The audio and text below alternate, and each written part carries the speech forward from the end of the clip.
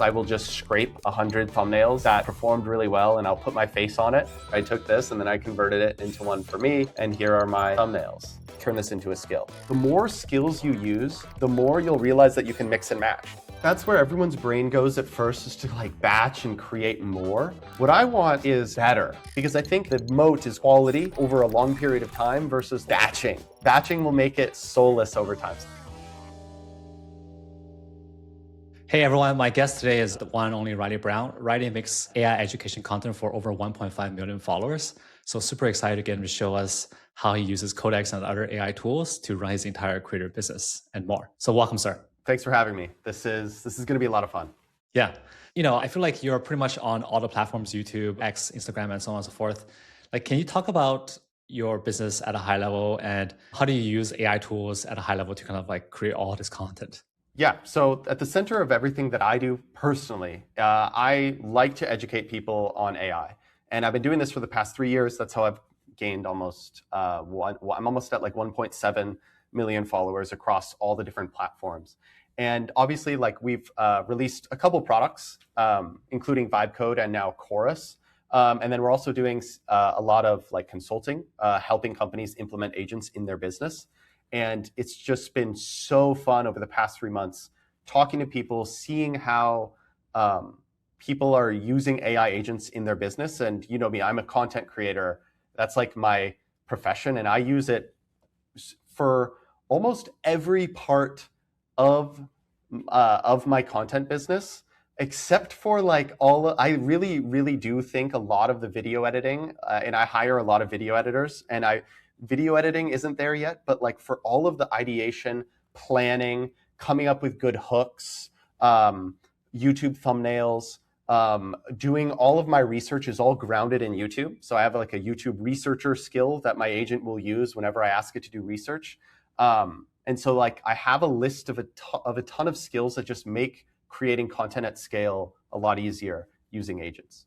Got it. So YouTube's kind of like the hub of your content, and then like all the other platforms, you kind of make clips and share social posts and so on and so forth. Right? I make dedicated content on Instagram and TikTok. That's actually how I got my start. I just prefer longer form content, and I think Twitter is a great place to post long form content as well. My long form content does as well on Twitter as it does on YouTube. And so yeah, I'm like making content native to all the different platforms. Clipping is actually one thing I'm just now getting into, especially with AI, but we can talk about that a little bit later. Okay.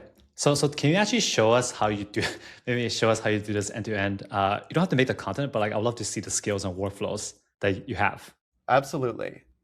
And I guess what I'll start with here is kind of how I think about Codex in general and platforms like Codex. So right here, we have Codex open. Normally, when you come to Codex, it looks like this, right? It looks like ChatGPT. But when you go to ChatGPT, everything that you upload to it, if you were to upload an image, many people have done that, uploaded images or PDFs, etc. All of that's stored in the cloud. When you use Codex, all of it's stored locally. And so Codex, just like Claude Code, can fully control your computer. And in fact, it has a computer use skill built into the platform. It can actually control your computer for you, which is really cool.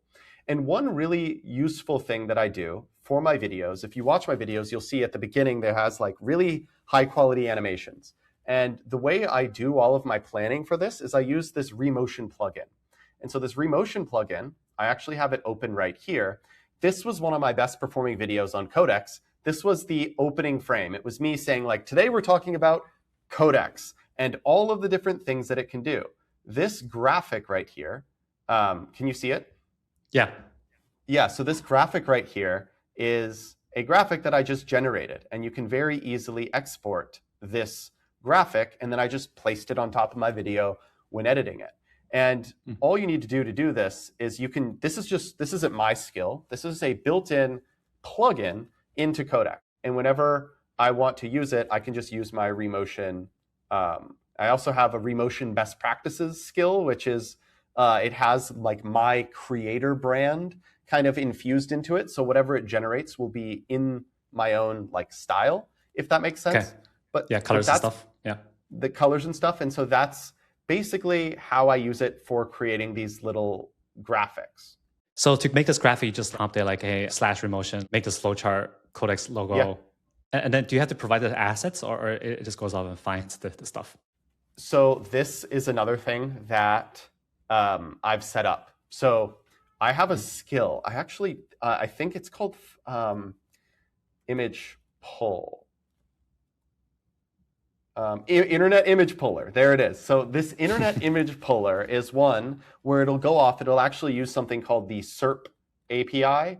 And so it uses Google Images within the SERP API, and it'll actually find the relevant logos related to whatever video it is. So if I say, hey, I need some B-roll for this, it'll automatically look at my transcript of the video that it's creating B-roll for, and it will find the logos and it will just pull them. And you can use multiple skills for a prompt. So I would probably say something like, please pull the relevant logos and then make a graphic for this. And then I would just use the remotion skill, which I call remotion best practices, and it will just generate it, and it will pull the relevant logos. But you can manually just drop them in as well. Okay, so you're basically chaining multiple skills together, right? Is that kind of... Yes, I guess you could say that. This episode is brought to you by Google AI Studio, the easiest and fastest way to build and share your idea with real users. For example, I use AI Studio to create 3 different landing pages for this bakery using images generated by Google's built-in Nano Banana model. One highlights fresh bread, another highlights awesome cakes, and the last highlights the bakery's story. I can publish the website easily and get a custom URL, in this case, corgiconfections.ai.studio, to share all 3 variations with potential customers for feedback in one tap. When I was a product manager, Google AI Studio was my go-to tool for building prototypes like this. And it really is an easy and free way to share your ideas with your team, customers, and everyone else. Check it out at aistudio.google.com. Now back to our episode. Let's go to the beginning, actually. Like, we're actually still brainstorming ideas for the video that you can make next. Do you like a competitive analysis or like some sort of what are people talking about skill? Yeah. So one thing that I like to do is, my favorite skill is this YouTube researcher skill. If you want to set this up, and I also have a link to a lot of the skills that I've created on my website. If you guys want to check that out, it's free. I don't charge for that. Great. But it uses this thing called Superdata, which is one of my favorite APIs. It allows you to pull the full transcript from your videos from any YouTube video in 1 second. So I can scrape an entire channel if I wanted to. I could just say YouTube researcher, create a Peter Yang bot or skill, and it can scrape all of your videos and it can act like you or something like that. So this is my YouTube researcher skill. And oftentimes when I create content, the intro is the most important part, and then the rest of the video is kind of free flowing. I'm naturally good at kind of explaining how to do things once I'm into the video, but the intro is really important. So another prompt that I have is called a hook outline. So hook outline will create a very specific type of document for me. And so I'm going to say please look at the latest Alex Hormozi video and write a hook outline for it. And whenever I find a good YouTube video, you can condense it down to a hook outline. What is the intro, and then just outline the rest of the video. And what it'll do is it'll allow you to you can take that exact format and apply it to a different video. And so that's what I do a lot is I'll create a hook outline based on someone else's really well-performing video, and then I'll tell AI to take all of my ideas for a new video and convert it into that structure, if that makes sense. Oh, that's super interesting. Yeah, I'm following. Yeah. So I've been using YTDLP, but you're saying that this other thing can just pull the transcript in 1 second? Yeah, I mean, it's just a quick API call. YouTube DLP, if I'm not mistaken, it'll download the full video and then pull the transcript. That is super data intensive. That takes forever, and Superdata will you can say spin up subagents. That's one thing you can do with Codex, and they have a really cool UI. You can just ask it to use subagents, and it'll split off into 6 agents, and it will scrape it all in 30 seconds.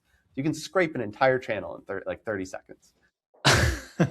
Got it. I'm not Okay. saying I'm not promoting that you do this, but it is really good for research. So Yeah, I mean, it is a fact that the first 30 seconds, if it is boring, people will check out, right? So basically, you don't do like a full voiceover guide when you make a video. You just have you have the intro scripted yeah. out, and then you have like a outline for the rest. Is that how it works? Yes, Yeah. exactly. Yeah, I mean, why do people? I think with AI, the fully scripted videos are going to get they're going to go down in value. I think what will go up in value over time with AI is you have to hook the viewer. You have to play the game to some degree, but you also just want to get good at talking about the thing that you're super passionate about. And so that's what I like to do. Yeah. I like to show the human side, and then having guests on is like a really good way to do it. Like your podcast, you have a structured intro, and then you just talk to someone for the rest of the time, and that's why I think people are here. And so you can see here, this is a very specific format. Yeah. And one thing that's really annoying about Codex, and one of the reasons why I've been moving off of it, is because the GPT models won't pull the transcript. You can see here that it summarized his intro, and the reason it did that is because of copyright infringement. It didn't want to really? because it doesn't. Yeah, it doesn't. But Claude's models will do it without thinking. So that's why I've been using Claude for this specific use case. Yeah. Interesting. That's funny that Claude is actually more open than GPT. Usually is the other way around. So It's task dependent. The open models don't care either. Like GLM 5.2 will do it anytime. So let's talk about the hook a little bit. I actually watched a couple of Codex videos, and I actually like how they're like more educational. Even the hook is like, here's what I'm going to cover in this video, as opposed to, Codex is like the most freaking amazing, like super hype stuff. So is that like a choice, or? Yeah, I kind of feel like you have more substance.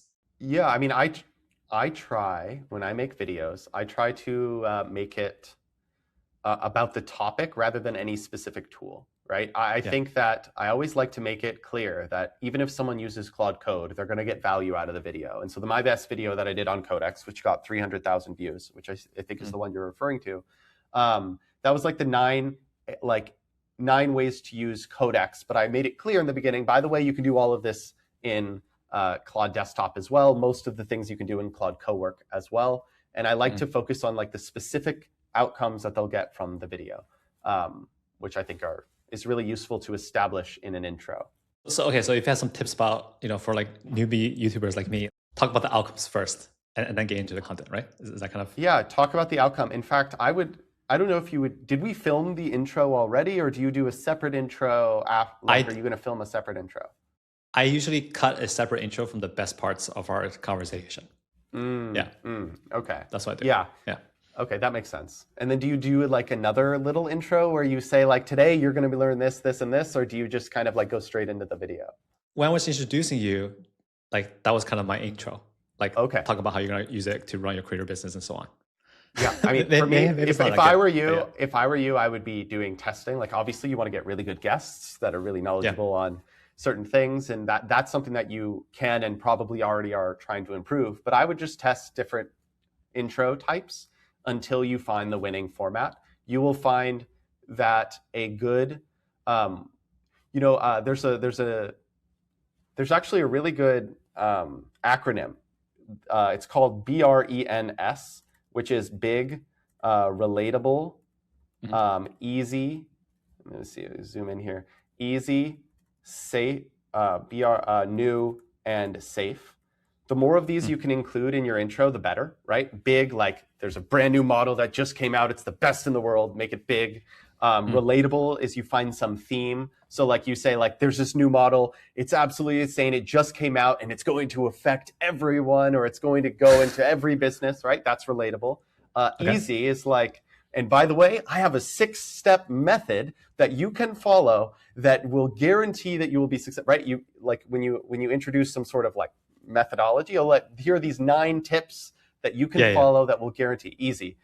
New, obviously people like things that are new. So like you could, this brand new model also is big and new. And then safe is the one that is really important for you.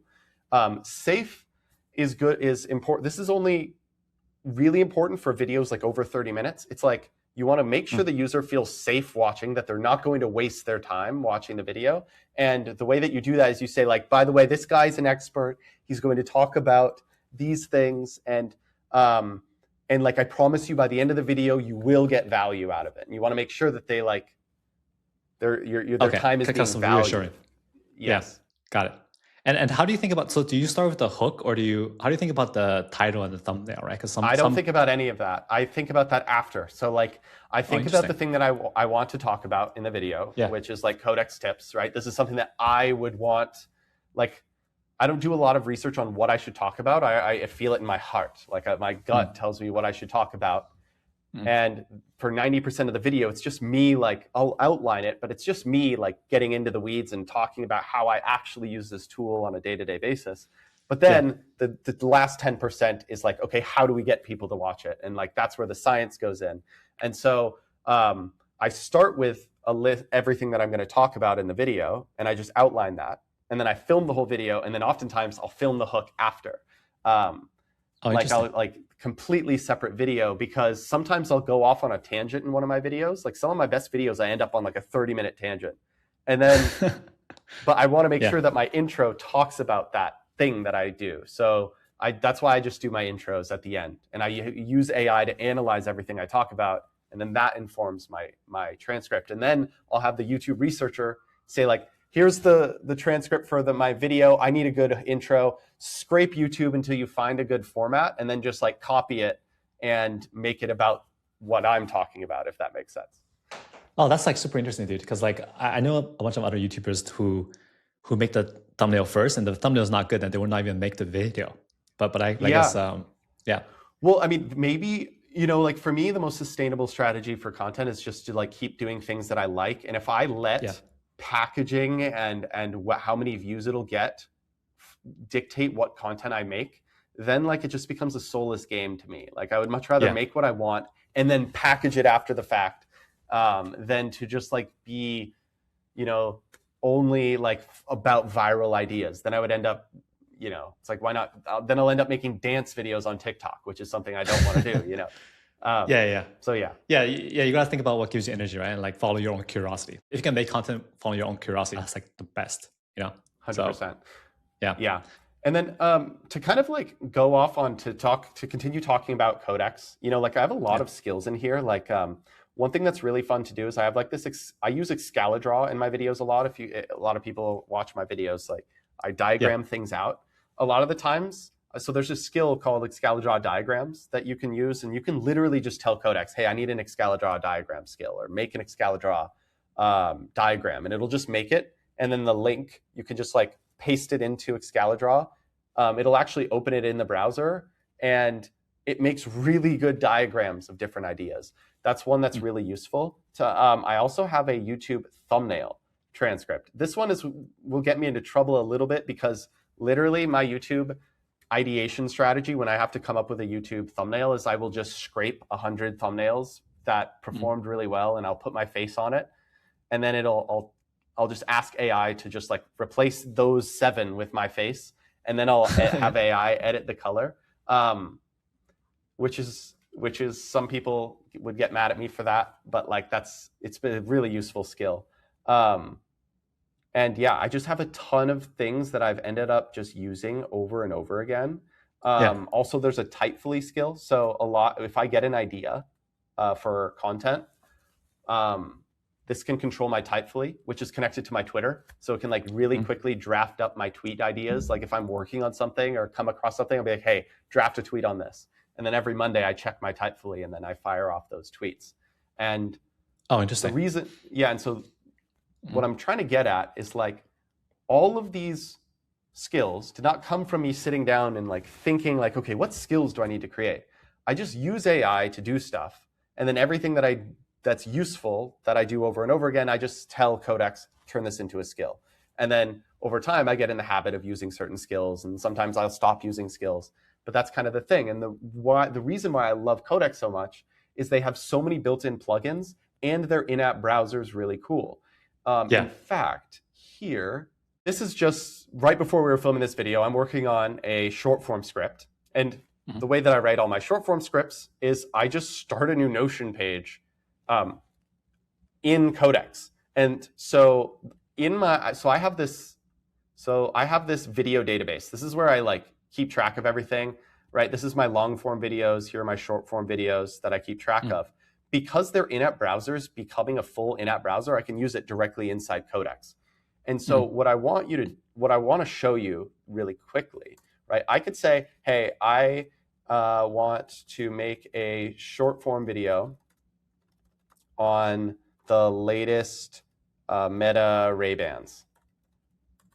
Please add a new short form in progress to Notion and give me link, right? I'll often do this. I'll usually say more stuff, like more ideas. I'm just trying to illustrate the point that like right now, the agent is going to go into my Notion. It's going to add it into the database correctly. And then it's going to give me a link. And then I'll be able to open that up directly in the app. I won't have to leave Codex. It'll just open directly inside Codex, which is such a fun workflow. Like I love not having to leave the app. I get lost when I switch from tab to tab. You see here, it gave me a Notion link. I can just click open in browser. And look at that. It added this. So it added the notes in here, which is fine, but it did create the Notion database.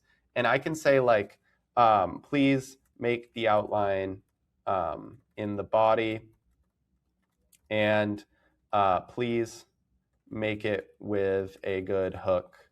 I would normally use, say that this will be a huge opportunity if they take off for creating apps on these glasses. I don't know. And yeah, you just like control the Notion, which is really fun. And this is how I use Google Docs and Notion and my calendar as well. Like I'll just say like, give me a link to the calendar event and I'll open it in the in-app browser so I can just see it right there. And it can also write all of my emails, which I have it do all the time. Yeah, I have it write my emails too. Yeah, okay, so basically then one day you can just wake up and like you have a bunch of scripts already and you can just batch process, you can just record them in batches, right? Or something? Yeah, I think that's where everyone's brain goes at first, is to like batch and create more.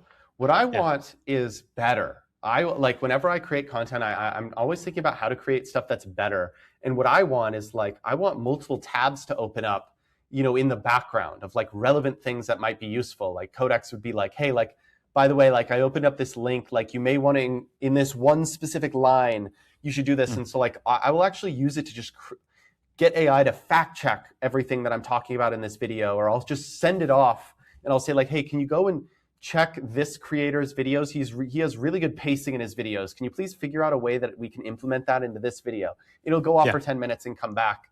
And that's kind of how I see this, is like, you can do research so much faster. So it allows you to put more total research into like one video. Because I think the moat is quality over a long period of time versus like batching. Batching will make it soulless over time. So that's kind of how I think about it. And I would encourage others to do so. Got it. At this point in your creator journey, like how many short forms are you publishing every week? One or two that are high quality? Yeah, I mean, I would like to create a video once a day. Honestly, like 5 days a week, I would love to create a high quality short form video. As of late, I'm trying to get my long form to like 4 videos a week first, and like I think 4 long form, 5 short form is my goal for sure. I think that would be good. And it That's wouldn't be great, too dude. hard. Like, I make 1 or 2 videos a week and I'm already like exhausted. So I need to use Codex more. Yeah, I need to Codex more. I don't know. I like it. It's fun to make content. I don't know. Yeah. Dude, I have to ask you, okay, so let me ask you a few more questions about the skills that you kind of showed. So the scalar draw skill, do you use that after you have the script or before you have the script? Like you make the diagrams?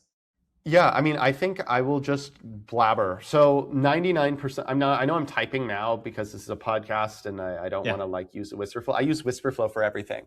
And so what I will do sometimes, and I got the AirPod Maxes because they have a better mic. I'll just like turn on Whisperflow and I'll just like walk around for 10 minutes, just like speaking all of my ideas. Like, oh, I'm going to make a video on Codex. The things that I've been thinking about this week are this, this, and this, and this, and this. I want you to create an scalar draw diagram of this, this, and this. I have, and then I'll like literally tell it. I want 9 slides, and my Excalibur diagram skill does it in a very specific style, which like has just like sections to them. And so I'll just blabber for 10 minutes and then I'll be done and I'll just like run it.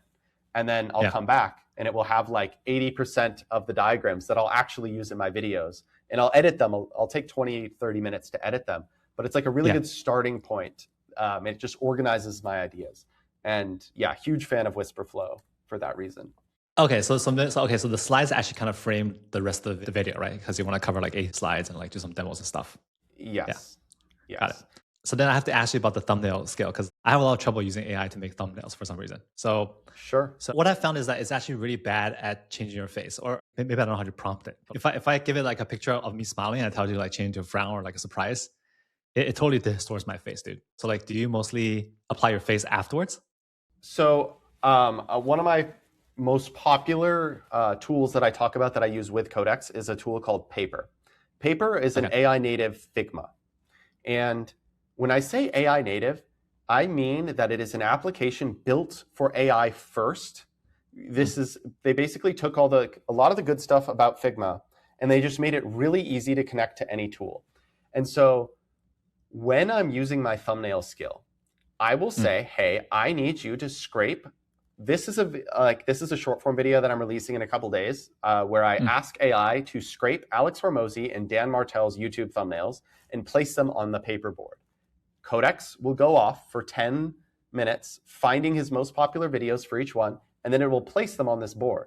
Now all I have to do is I can come here, and since I have images of me, right, this is a thumbnail of me, I can duplicate it, and then I will just come here and do a lot of it manually. So like, I'll grab this one of Alex Hormozi, I'll drag this over here, and then Paper has AI image generation built in, and so watch this. I can just go like this, select this. Please replace the guy with a beard with the guy that doesn't have a beard. Just replace the guy, except make his shirt white and make him wearing a chain. And then you want to wear a chain? I mean, for just because this podcast is important. It's important that I'm wearing a chain in this thumbnail. Yes, it's quite important. But it looks like it's generating multiple thumbnails. Oh yeah, I just pressed enter, so it's creating 7 versions of it, and then I'll just kind of select the right one, and you can see kind of my natural progression, right? You can see that this says game changer. I took this and then I converted it into one for me, and here are my thumbnails, and it's kind of fun to kind of see the progression of the thumbnails that I've created over I created this one right here, which was based on this one. This is Andre Jick. He has great thumbnails. And so that's kind of how my thumbnail process. I don't like to think about thumbnails for that long. I despise making thumbnails manually. So this is great for me. Oh, dude, this is amazing. So, so it basically just replaced it. It's kept his hand, it looks like. Yeah, it kept its hand. I could have specified to change it, but then at any time, like what I like to do is I'll zoom in on this one, right? This is not bad. I can come in again and make it small. I like to make it smaller, and then I'll just make more variations. Like, hey, please smooth out the face without changing like what the character looks like. And then also add like an outline glow that is like kind of like whitish orange around him to separate him from the background. And make the green line brighter. And then I'll just kind of iterate on it. And like this gives you this kind of like starting point. But the useful part about Codex is Codex has full control over Paper. And so it can just like add useful thumbnails to it. Because again, going back to what you were saying about, what did you call it? Chain prompting or something? It can go off, do a thing, and then it can use a different skill and place it on the board because it has that access. And And do you have some sort of a, so right now you're just prompting in Paper, right? With Whisperflow? Do you have some sort of like a style guide or some shit? Like, your text is always white or something? You don't need that. Like I actually have a YouTube thumbnail designer too, and he uses AI all the time and he helps me with this, and I'll actually send him these. I could use these and it would do pretty well. I love having someone who is constantly doing the A/B testing and everything. Like I do a lot of A/B testing because like, why not? Like it's worth paying for because like if your video does twice as good, like that's a big deal. See, it kind of made the outline here. But in terms of style guide, if I want it to look like something, I'll just use it as a reference. So here I have all my thumbnails. I don't know where I put it, but like, let's say I wanted it to look like this. I would just like copy this thumbnail, bring it up here. And then I would say, and you can very easily copy multiple. So I can literally select this one, and then I can select this one. And I could say like, please make the guy look more like this and make the text match the one that says mythos and fable. And like, that's how you do style references, you know, and you don't need to do any prompting. You just have like, you know, a lot of these image models are called elements. And so you can just think of prompting. You can prompt in visuals. You can say, look, make it look like this, make the text look like this. And so that's why I like the board, is it's like, I can just be like, oh yeah, I want it to look like this. And then I'll just use AI to make it look more like that, if that makes sense. Dude, this is like super educational for me. Okay, I think I'm gonna become a paper customer now too. Yeah, you should 100% do this. Yeah, you should 100% do this and get all of your top 10 performing thumbnails and toss them on the board, right? You don't need to use Codex. If you had my YouTube thumbnail skill, you could just say, Codex, do that, and it would be done. All right, dude. Well, you definitely blew my mind with this thumbnail thing. This helps a lot. Yeah, I didn't even know what other question to ask you. That's something is so mind blowing. You know? Yeah, I mean, and then I think what it all comes down to, if I were to like summarize, is just like find useful workflows and just like turn them into skills.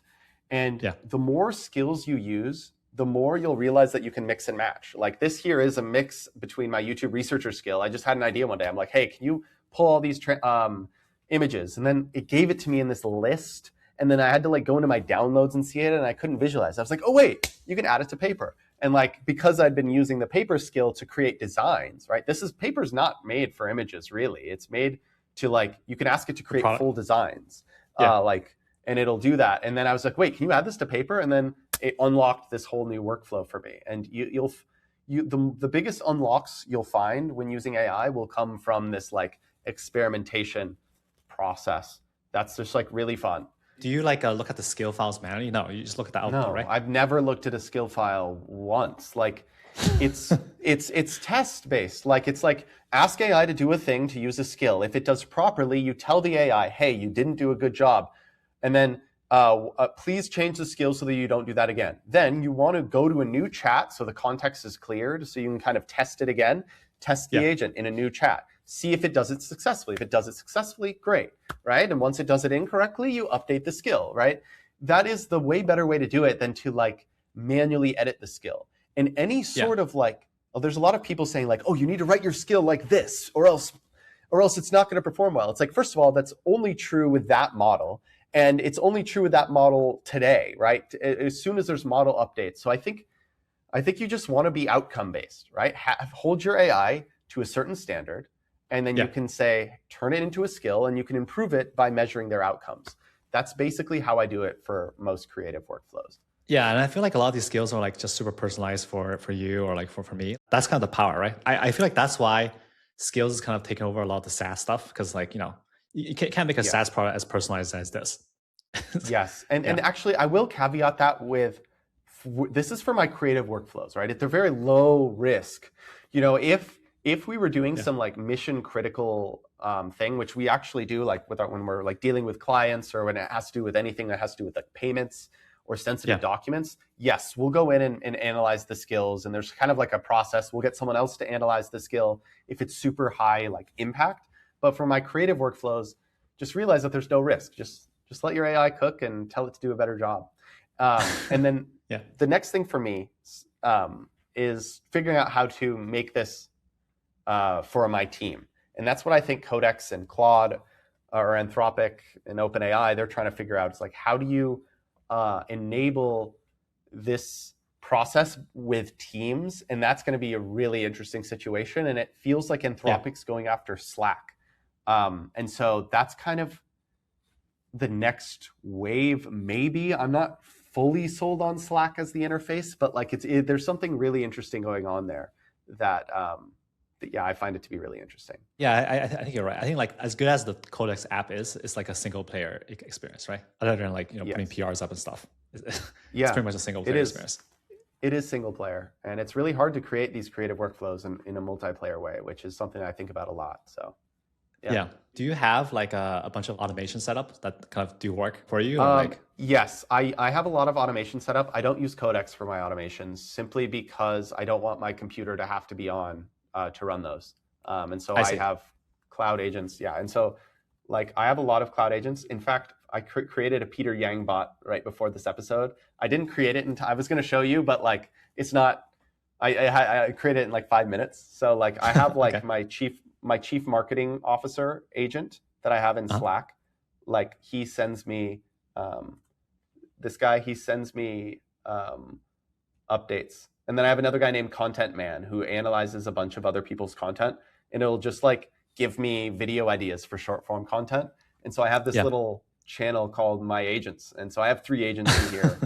One of Nice. them is Peter Yang bot, which is trained on all your YouTube videos, but I didn't finish it in time to like make it good. No problem. No problem. So these agents are based on your own product chorus, or is it based on like Yeah, cloud we've tags or been something? No. we've Yeah. been testing it with a bunch of different products. These 3 agents Okay. are created on Chorus, but there's a lot of products out there that you can create agents, and I just recommend trying it because no one's figured this out yet. You know, no one's figured out how to like create a team of agents running in Yeah. Slack that that your whole team can use. It's like a really tough problem to solve. The way Anthropic's trying to do it is they're trying to build like a little mini, for lack of a better term, God that knows everything, where other companies, including us, where we think of it like each one will be team members. So like you'll tag your marketing agent and you'll also tag your developer agent, company developer agent. And you'll kind of have a relationship with the agent. Like each person, it'll react differently to each person based on what it knows about the person. There's like a whole bunch of problems that need to get solved, but you can very easily export your Codex skills into these cloud agents, which are really fun. And so, yeah, it's just been a lot of experimentation. But cloud agents, tell me if I'm wrong. If I want to tweak something where I'm signing to like some sort of app, cloud agents can't do that, right? Or like they need your credentials. Yeah, I mean, there's with browser use, I predict by the end of the year, you'll be able to be signed in to all of your apps, and your agent will be able to use some browser, and you won't even be aware of it. Like it'll just be able to use a browser almost perfectly well, and it'll be able to be signed in. And I think this is something that the big labs companies want to do as well. Like being able to control a browser in the cloud is much better for automations and cron jobs as well. Like I don't know if you have any automation set up in Codex, but it is kind of annoying. Like I have none set up right now. I have Codex running on my little Mac Mini. I have some automations there. That's kind of how I get around it. But yeah, that makes sense. But then if it's a separate computer, it doesn't have access to like your core files, which might be important. Yeah, like it's pain in the ass. Yeah, pain in the ass in so many different ways. Like every agent type has its trade-offs, which we're seeing right now. We're trying to like all the companies are trying to figure out like the right way to do agents, and maybe it'll take another 6 months to figure out the best way to do it. Cool. All right, dude. Well, let me ask you one last question on kind of the overall business, right? So I feel like the content from one content creator to another, I feel like just growing the audience and getting more sponsorships, that's kind of like a surefire path because there's a lot of AI companies who want distribution and attention. Sure. And then there's also like a lot of demand, you know, like you said, there's a lot of demand from companies that want to build agents, train their employees, right? but like in terms of actually building like a product, that's like a lot more difficult. It's building like a SaaS product. It is a lot more difficult to do. And I do brand sponsorships and I run mid-roll ads, and it's a great business. I mean, it's an insane business. I could very easily just kind of ride off into the sunset and make a very good living making content. I think my content would run dry if I did so, because I learn being in the trenches. You know, like I enjoy. The only reason I know a ton about Codex is I spend time with developers every day who like teach me really cool things. You know, like every day I'm learning like 3 or 4 things, and we're actually like, you know, and the content that I make is I actually want to help people implement agents into their business. You know, I want to be a very useful creator and a motivating creator, and I don't think I could do that if I was just making content. And then, and so, yeah, I think doing like especially like consulting stuff, I think it really does help, especially if you build like a really talented team. My goal is to only be making content. I can still contribute to the business through top of funnel, but ideally, like all I'm doing is making content, and you just have to surround yourself with a really good team. And there's a lot of talented people who would love to partner with you and do all of the work in creating a product. And I think you would learn a lot from it, or anyone in your position. It is just, there's a lot of upfront work that goes along with it. Yeah, I don't want to just be same here. I don't want to just only make content or like be like some sort of news aggregator. I want to actually learn how to build the stuff, talk about the building process. So 100%. I mean, yeah, like if, Peter Levels on Twitter. Yeah. Like he could never be a content creator. Like he's only interesting because he talks about the things he's built and the experiences he goes through. And so that's kind of how I think about it. It's like, that's the creator I want to be, is someone actually like trying to build and use this technology. And yeah, he's one of the few folks who actually have a very successful, like a bunch of successful SaaS companies because his distribution is so high. But a lot of failed companies as well. He's failed like 40 times. He just takes a ton of swings at bat, which is what also something that makes him really interesting. Cool. All right, Ryan. Well, I think people know where to find you online. Do you want to do like a pitch for your new product, Chorus, or should we talk about it next time? We're building, Claude Tag just came out. Claude is a product that allows you to tag Claude in Slack. And then you have all your skills built into Claude. We're building a product that allows you to use any model. You can message it in iMessage. You can message it in Slack. You can add it to group messages, which is what our users like the most. And we're constantly iterating, trying to help businesses. Right now, I'm not even really selling the product as much as selling our services, because companies want to work with us, and then we're using Chorus to implement agents for their business. And that's been just like an insane driver for us. Cool. All right, Ronnie. Well, you're an inspiration, man. Thanks for being so open and sharing your whole process. And I personally learned a ton. So thanks so much. Amazing. Yeah, thanks for having me.